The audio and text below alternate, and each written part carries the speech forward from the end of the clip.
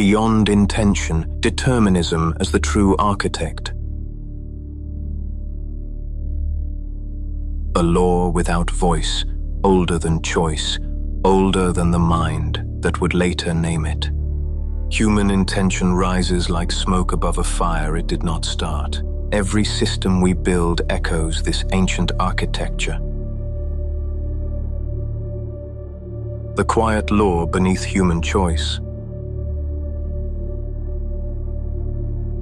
Long before technology made patterns visible, philosophers were already tracing the outlines of determinism. They saw that human action is rarely isolated, that choice is only the surface disturbance of deeper forces. From the Stoics to Spinoza, from early atomists to Schopenhauer, the idea kept returning in different languages. Freedom feels internal, but the structure beneath us is already moving. These thinkers understood that anyone who pays attention to detail, to cause, sequence, memory, environment, temperament, will eventually see the same architecture, not a doctrine, but an observation.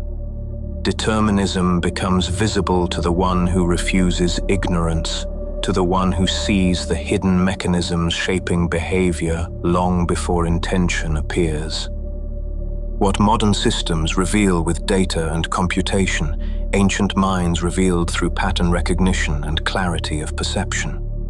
And the insight remains the same. Human will does not vanish, but it operates inside a larger current. When we act, we are completing motions that began long before we noticed them. The mechanism behind evolution. Evolution is often described as adaptation, variation, or creativity, but beneath these shifting surfaces lies a deterministic mechanism that guides what can emerge and what cannot.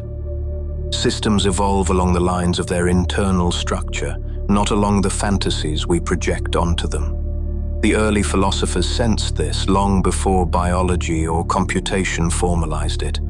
Heraclitus spoke of the hidden order, Aristotle of potentials already folded inside matter, and later thinkers like Hegel, Nietzsche, and Bergson recognized that development follows an inner trajectory rather than random drift. Evolution is not directionless movement. It is motion constrained by the architecture of the organism, the environment, and the forces between them. What changes appear spontaneous only because we fail to see the conditions that shaped it.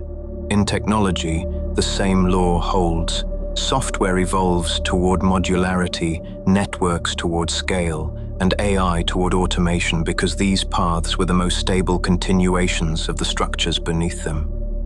Evolution is not chaos becoming order. It is structure revealing itself over time. When machines enter the stream. When machines entered the trajectory of human evolution, they did not create a new logic. They aligned with the deterministic stream already shaping us.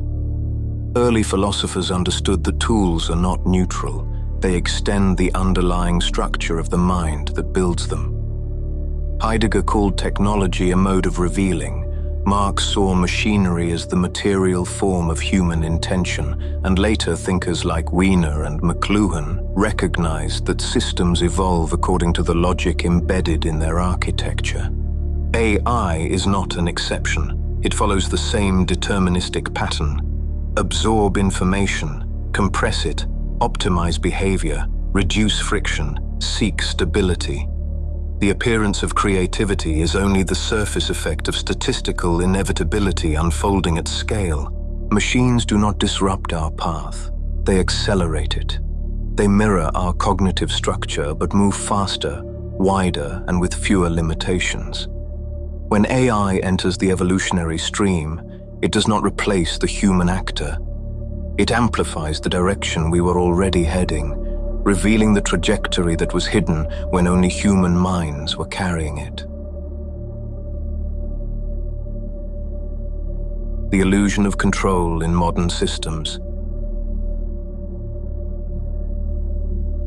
Modern systems give us dashboards, toggles, APIs, and interfaces that simulate the feeling of control, but the underlying motion rarely belongs to us.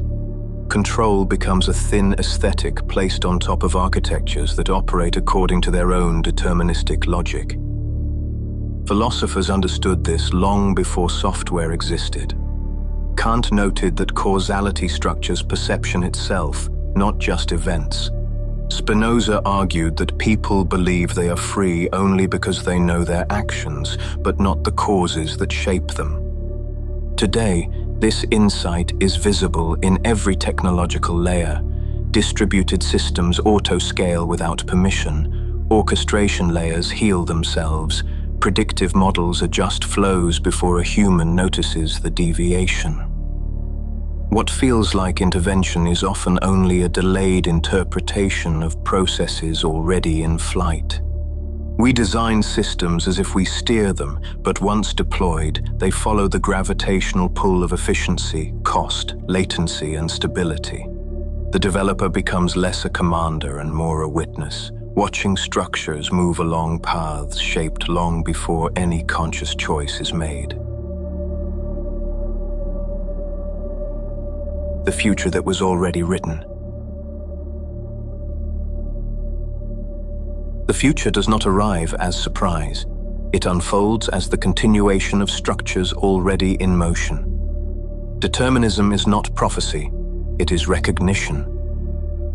The philosophers who studied causality, form, and necessity understood that once a system's architecture is known, its trajectory becomes visible to anyone willing to look without illusion. In technology, this is happening in real time.